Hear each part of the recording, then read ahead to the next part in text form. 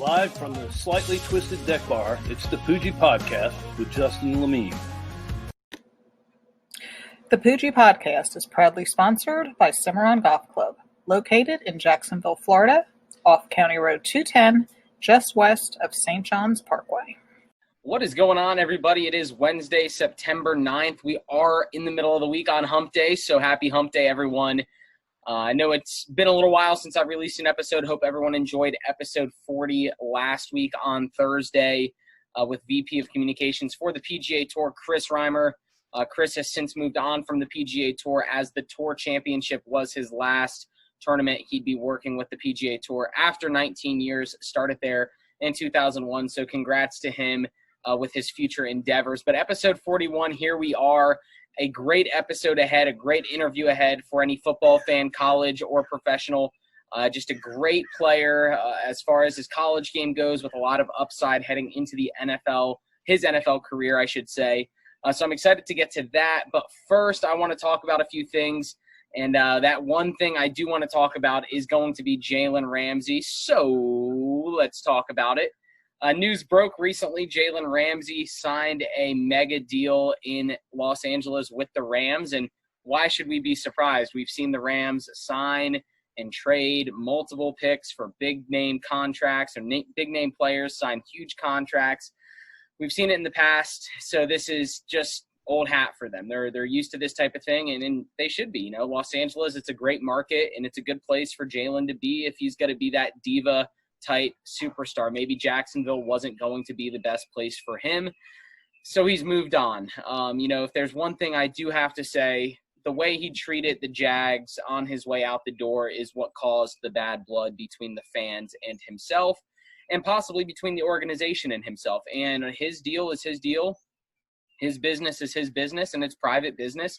He's not obligated to tell anyone but what happened. But as far as the fans are concerned, he treated the organization poorly, even though he wanted to sit there and say the organization treated him poorly. We don't know the specifics, but the way he left Jacksonville was not in a very polite way, I guess you could say.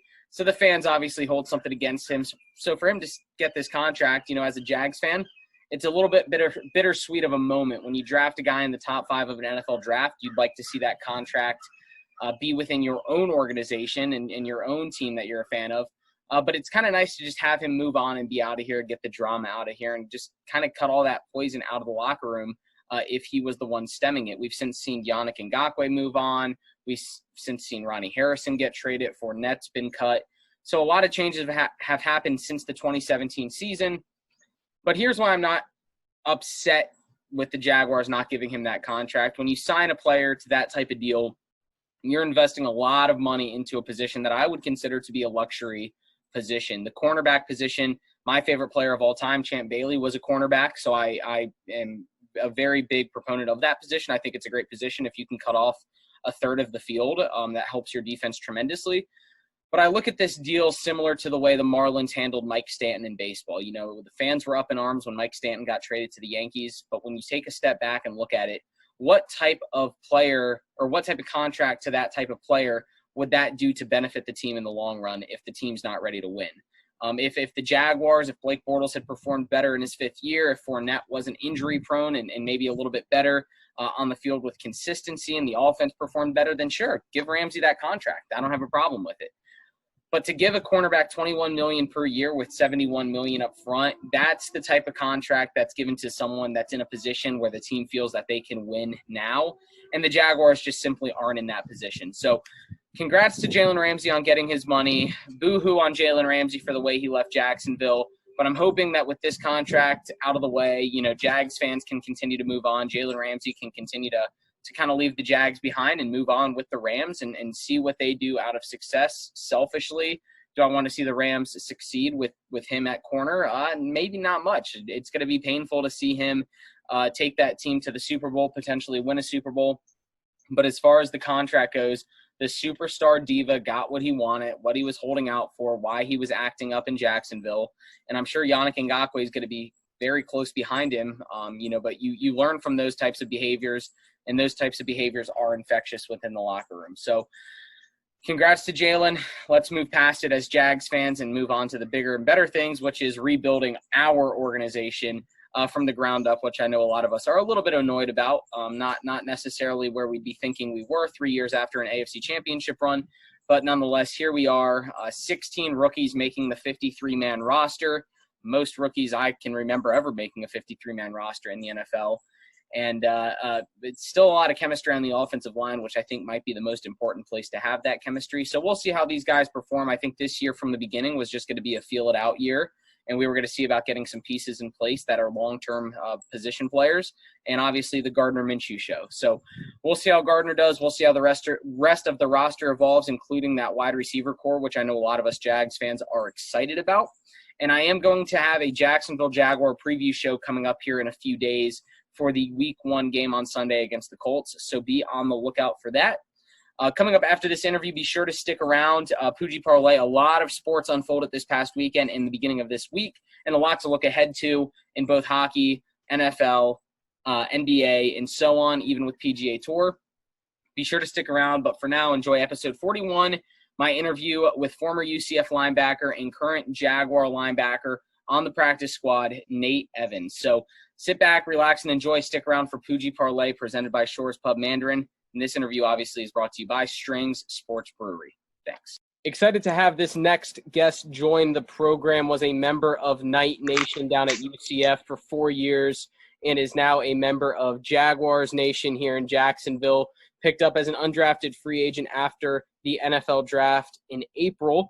But thank you for being here, Nate Evans. It's great to have you. Oh, yes, sir, man. I appreciate you guys, just reaching out and getting in contact with me, man. I love doing stuff like this, you know what I'm saying? People get to hear, the athlete's perspective on things. We get to have fun, joke around and stuff like that. So I appreciate you guys, just reaching out to me, man.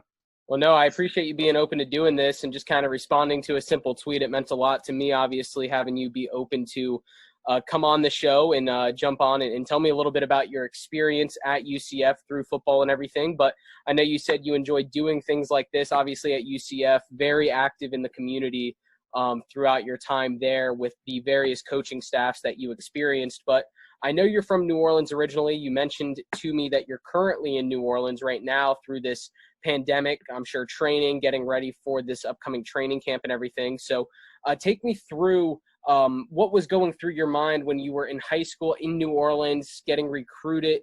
I know you had offers from all over the place, but ultimately deciding on the University of Central Florida. What brought you to UCF? What brought me to UCF initially was, just when I got there on my official visit, it was just so much love,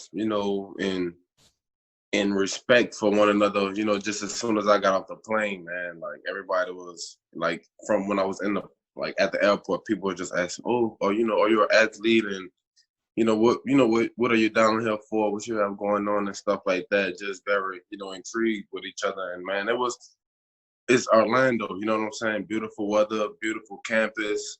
The people are awesome and amazing. They got me because when I first got there, they bought us the burger. Burger U. They bought us the Burger U, and I said, oh no, the Burger U changed my life. So, but nah, man, UCF was just a dream come true, man. Well, it's always good to hear that from a recruiting standpoint, and I'm glad they brought you to Burger U. Burger U is a great spot on campus. Obviously, so many things on campus, but right there in the Athletic Village area, able to stop there and grab some food anytime. So a good spot there. But you mentioned the family, the camaraderie. I know you were a part of the team, obviously, when Scott Frost was the head coach with UCF and then the transition to Josh Heupel. Take me through some of that transition. What was that like, staying committed to the future of the program and the path? And how did the new coaching staff kind of continue to take you guys under their wing and make sure, you guys were staying committed? Right. I mean, at first it was tough because you build those relationships with those people, and we just, like, we had the undefeated season, Peach Bowl, you know what I'm saying? Things were going awesome, things were going well.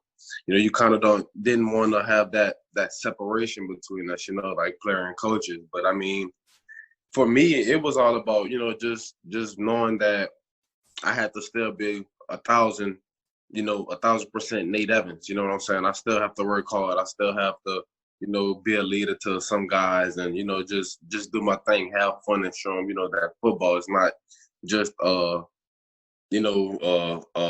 drill sergeant and recruiting type deal. Like you can have fun. It's not all serious, and you can, relax and have fun with the game. But I would say, yeah, man, it was a good transition. Like when it happened, you know what I'm saying? Just because of mindset, like I said, and the new staff they came in, they, initially took us under their wing. We had to kind of learn, a new system, but that's not a hard thing. Us as athletes, we kind of have to be comfortable with being uncomfortable, So just that, that whole process. I mean, I would say for me, it was, it was real easy, and real cool. Everybody, like I said, everybody was open arms. Everybody communicated, so it made things easier. And so you mentioned obviously coming to UCF, and you obviously were a standout on the field. You found a lot of playing time even early in your career. Scott Frost's first year, the team went 6-7. So actually a little bit of a fun fact, you've actually experienced less losses at UCF than that 0-12 team did. You had 7 in your freshman year, you had 1 in your junior year, and then you had 3 in your senior year. So you come into UCF coming off of an 0-12 season, committing to a program that was 0-12. So that obviously takes some sort of character in an athlete that wants to be a part of a culture change. So obviously I know UCF Nation, Night Nation, myself, thank you for kind of coming in and stepping in and being a leader. And you mentioned some of those traits that you possess. What would you say were the maybe 2 or 3 traits that are going to make you successful at this next level in football? To be honest, I would just say I genuinely would just say because, I'm a genuine person. I'm a hard worker. I like to have fun, and I'm just as real. I'm real as, you know what I'm saying? And I feel like when you have that mentality and that attitude, you put out good vibes in the world, that's what you get back. God put you in certain situations that you wouldn't even understand, but just because, you're a good person and you do the right things, when no one is looking, and your mindset, you know what I'm saying, and your heart is into it, you know what I'm saying, is genuinely into it, you're kind of going to be blessed, in ways that you really couldn't explain. And that's really, that's the only thing that's, that was going on in my life. I just, like I said, I'm one of those guys. I believe in, having mutual respect for each other and having strong relationships. You know what I'm saying? I don't condone the violence and things like that, unless it's a necessity. But, man, I'm just, just a good, loving guy. You know what I'm saying? I like that. Like I said, build on and have strong relationships. And I know something else. I actually talked to Otis Anderson a few weeks ago. Something he brought up was, accountability, something that the UCF coaching staff kind of forced into you guys was, the coaches aren't going to be the hardest on you. It's going to be your teammates. So kind of having that sort of accountability and being able to be the leaders on the field when you're standing side by side with those guys. So that'll definitely translate for you. I have no doubt you're going to be successful at this level in the NFL here in Jacksonville. What are your thoughts coming to Jacksonville? What excitement level, I guess, expectations being here in Florida, 2 hours from Orlando? What's your expectations? Where's your excitement? Man, I'm so excited to get back in Florida. Florida is my second home. You know what I'm saying? I get as much love in Florida as I do in New Orleans. You know what I'm saying? I've only been in Florida for 4 years. So I'm just really excited, man. I'm ready for the weather. I'm ready to have, that support from Night Nation, because I'm so close, you know what I'm saying? And just ready to get to work, like you said, going into the NFL, this is a new chapter for me. But I believe just on, like I said, the skill set is there. That's no question. But just, like I said, the energy and effort that I put into the world and, and that I just put into this, the system is I'll get blessed back. You know what I'm saying? Like I said, God, he works in mysterious ways. So everything, that's been going on in my life right now, it has just been a blessing for me, for me and my family. So I can't complain. It's just all smiles and good gestures for me, man. Like I said, I'm just ready to come back home. Yeah, we're definitely looking to have you here. We need linebacking help here in Jacksonville, man. I'll tell you what, the past 2 years, if there's been one inconsistent position as far as depth and injuries and just pure health, we've had problems. So I don't know if that was a selling point on you signing here in Jacksonville, but I'll tell you what, we need help in Jacksonville at linebacker. So you fit the bill for us. So obviously hoping you can you find your spot in practice and make some plays and earn some playing time. So I have no doubt that'll happen. So I do want to go into some fun topics for you. I know obviously the UCF defense spends a lot of time on the field when you were there. Maybe not so fun, actually, now that I think of it, as you were running around left and right. How many defensive plays do you think UCF averaged over the past 2 seasons while you were there starting? How many defensive plays? Do you know? I want to say like 80, 70 plays. Yeah, 76 defensive plays. Okay. So what's it like for you standing on the sideline? You have Milton running out there. You have Gabriel running out there, DJ Mack running out there, whoever it may be. What's it like on defense? Do you get comfortable sitting on the sideline, or do you know this thing could happen real quick? I don't know, like it's a game, football is a game of inches, is a strategy game, technique game, you know what I'm saying? So kind of just your emotions and, that adrenaline is just always, always high. And, you're just expecting the unexpected. I can see McKenzie going out there trying, to go out there and do his thing. Next thing you know, you could be hearing, turnover or just, how fast we go, punt team. You know what I'm saying? It's like, dang, we just sat down. But, I mean, it's football, you know what I'm saying? And you get used to it, you know what I'm saying? And you kind of really don't pay attention to it. You know what I'm saying? You really don't notice it. But, yeah, man, it's football. You really, you never know, you know what I'm saying? That's why you just always have to be on go and always be prepared, prepare for what's at hand, and that way you don't have to get ready. You're already ready.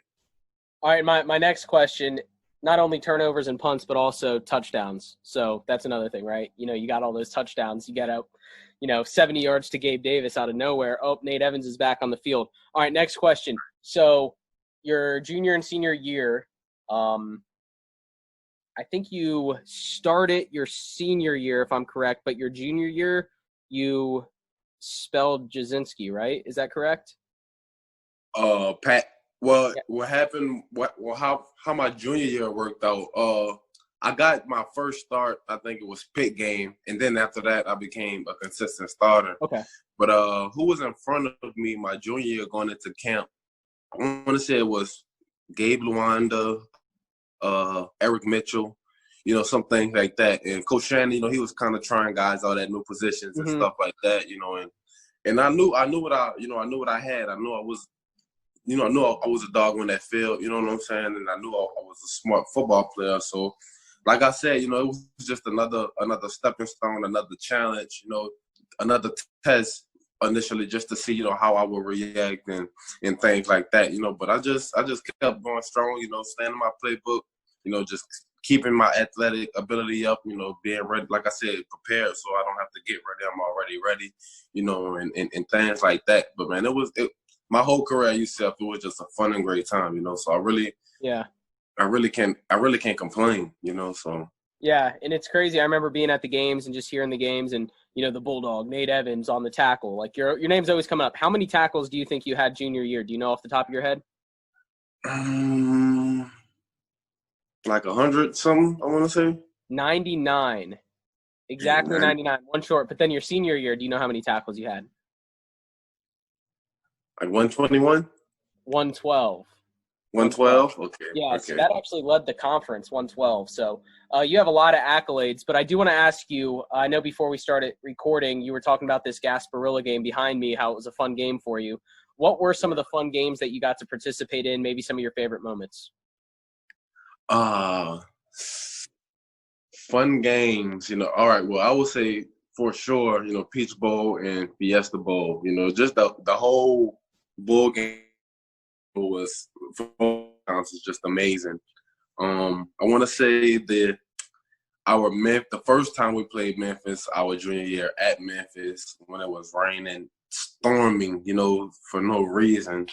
The Gasparilla Bowl, of course, Cincinnati, and also I'm not gonna lie, Tulsa too. That was I don't know why, I was just in a different zone that Tulsa game, even though that we lost. But now that I'm looking at it, we actually had a decent, real good, defensive side. The game was well, and I was just locked in. I couldn't even tell you like the type of emotions I was feeling. It's like I was just out there.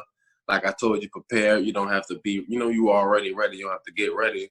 And I was just in another dimension. I was in football world. You know what I'm saying? And but that was just, also ECU, because I had, my defensive touchdown my first touchdown in college, so that also was an awesome Not experience. only was that a touchdown, it was a 94-yard fumble recovery for a touchdown. So you're booking it. You're out running the wide receivers, the running backs. I'm sure in part to trying to chase down Adrian Killins in practice, right? So you kind of pick up that speed a little bit. And you mentioned that Tulsa game, 14 tackles, unheard of. Like you said, you were in another world. So, obviously bringing some of that here to Jacksonville will be exciting. I actually talked to Taj McGowan, I guess it was maybe in August or September of last year. He was talking to me about that Memphis game, and he was the one that he hit that behind Tristan Hill, that touchdown, the yards on 4th and 1, and he was just going through the emotions of that. He was like, I couldn't even feel myself. He was like, I was just running. It was raining. It was cold. It was windy. I was just running for the end zone. That was all I was doing. So that's crazy. Exactly. But before I do let you go, obviously thank you again for being here. What number have you settled on a number here in Jacksonville for jersey number? For right now, I'm in number 57. That's what they gave me on the roster. You know what I'm saying? But like I said, I'm really not even focused on that right now. I'm just at a point to where I'm like, look, you're gonna kill these special teams, and you know what I'm saying, earn the respect of your peers, and get shown some love on the defensive side of the ball. My whole mentality is really to come there and work. Like if they gave me number 68, I ain't gonna lie, if they gave me 68, I'll be a little hot. All right, I'm gonna say like any other 50 numbers or 40 number. You know what I'm saying? Yeah. Like it's time to work. And I don't know if you guys know, I'm like a big tattoo guy. Like I love tattoos. That's initially one of my hobbies. I'm going to get the 4-4 on my back. You know what I'm saying? So that way it's always there. You know what I'm saying? Like I've been number 44 for so long. It's going to be hard to separate ways. But like I said, it's a new chapter, different time, different things going on. Like I said, you got to adjust to what was on your plate. You know what I'm saying? You got to adjust to it. So. Well, you'll be running around with 44 on your back, and Miles Jack will have it on his jersey for the time being. So. Exactly. Well, exactly. Look, mine and ink. You can't scratch off that ink. You can't. You know what I'm saying? You don't wash that. That number off like you do the jersey after the game. So, but no, Nate, I appreciate you being here. Anything else for Night Nation, Jaguar Nation before coming to Jacksonville here? What are the plans right now? So where are you at as far as what the next months hold for you in the NFL, I guess? Not a lot of people would really know kind of what the steps are right now with everything going on. Right. Well, right now it's kind of just, we're planning everything by air. Every meeting that we have is virtual, so I could be sitting in the front of my iPad, for 8 hours or so, you know what I'm saying? Just gasping information. But yeah, everything right now is virtual. You work out on your own, you know what I'm saying? So, but I expect every athlete, you know what I'm saying, should want to get it in, and get better. But that's kind of the thing, the thing that we have going on right now. No telling when I'll be able to actually come to Florida, and get settled in and things like that. But I'm like I said, man, I'm just ready to get in Jags. It's just I already know it's so much love that I could just feel the love already, like from here, and just like everybody wants me to come back to Florida. You know what I'm saying? And it's just gonna be a fun time.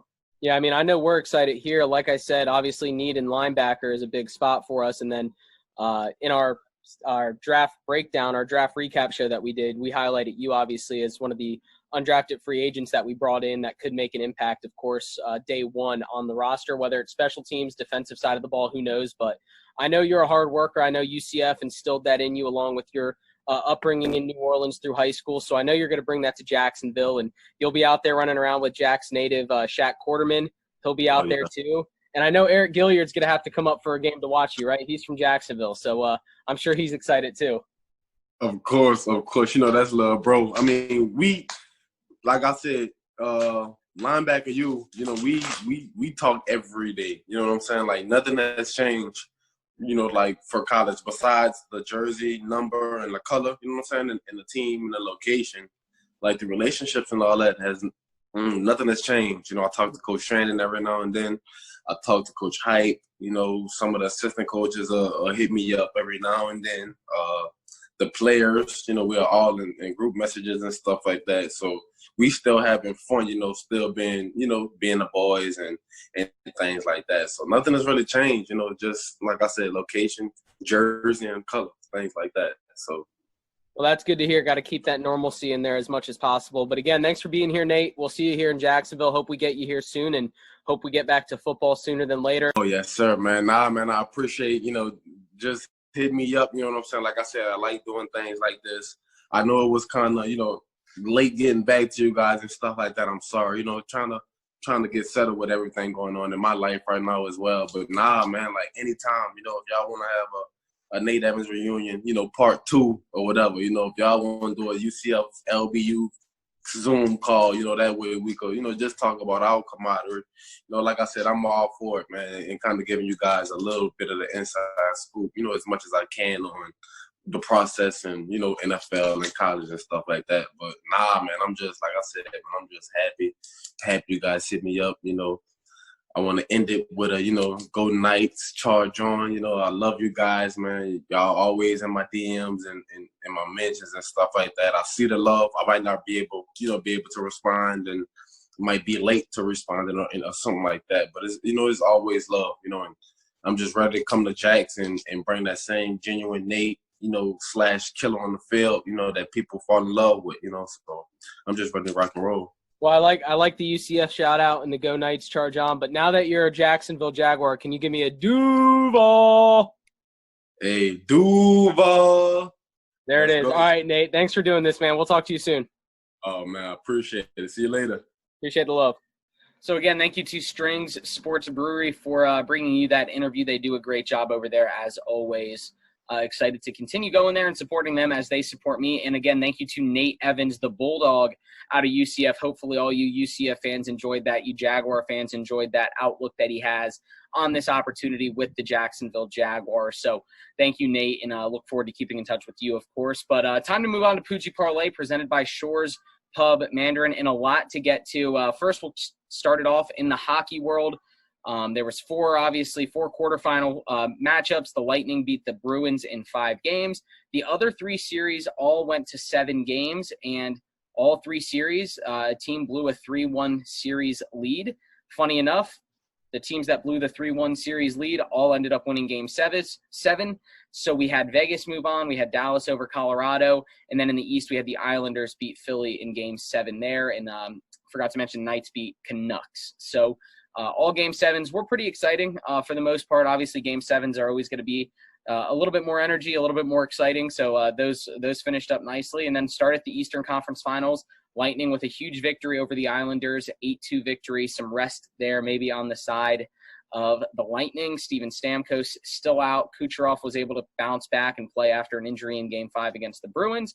And then in the Western Conference, that series is tied 1-1. Dallas winning Game 1, Vegas winning Game 2. So exciting to see how that's going to finish up.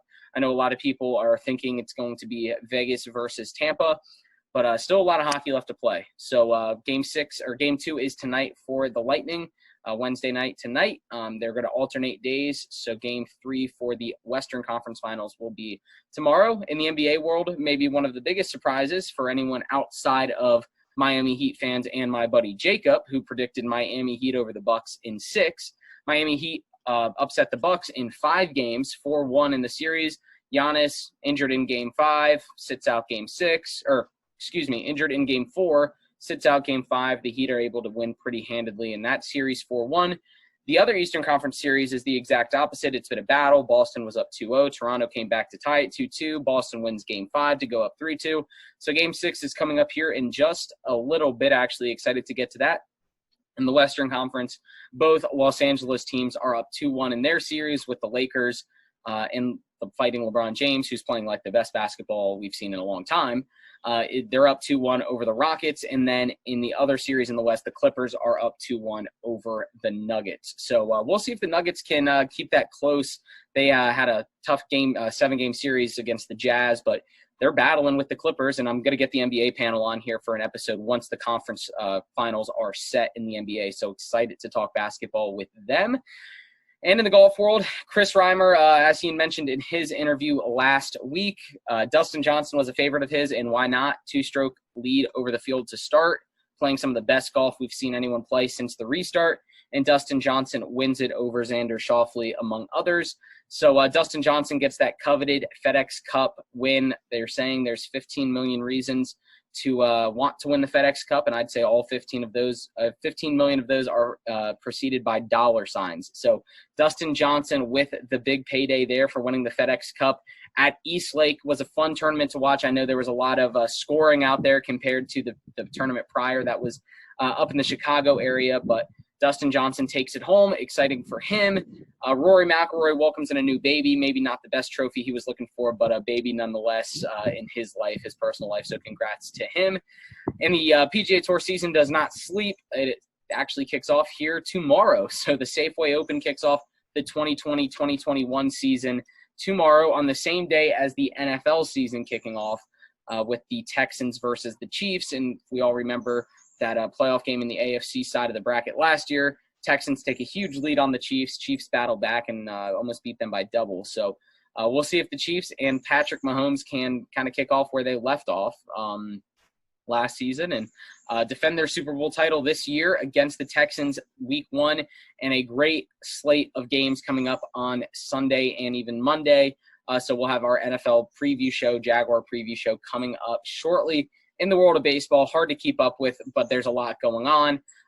Looking forward to getting to the playoffs here soon in baseball. The Tampa Bay Rays are a hot team right now. Just lost back-to-back games for the first time since the week 2 of this season. So they've been pretty hot. And then the Dodgers are hot in the West. Yankees underperforming a little bit by everyone's standards, as are the Angels. So that's it for Poojie Parlay. Continue to follow me on Twitter. I'm going to start giving out my picks more consistently on Twitter. That's the easiest platform for me to give my picks, just in writing. So Poojie Parlay on Twitter, but follow on Instagram as well, the Poojie Podcast, to get other video elements as well as some picks there for Poojie Parlay. So until next time, thank you for tuning in to episode 41. Can't believe it's episode 41. Can't believe the NFL season's already here. Can't believe college football's already started.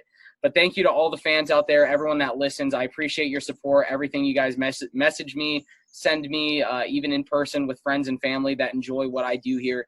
Thank you all for the support, allowing me to find the motivation to get here to 41 episodes, and I continue to look forward to more episodes in the future. But until next time, go make the world a better place, treat each other kindly, and take care.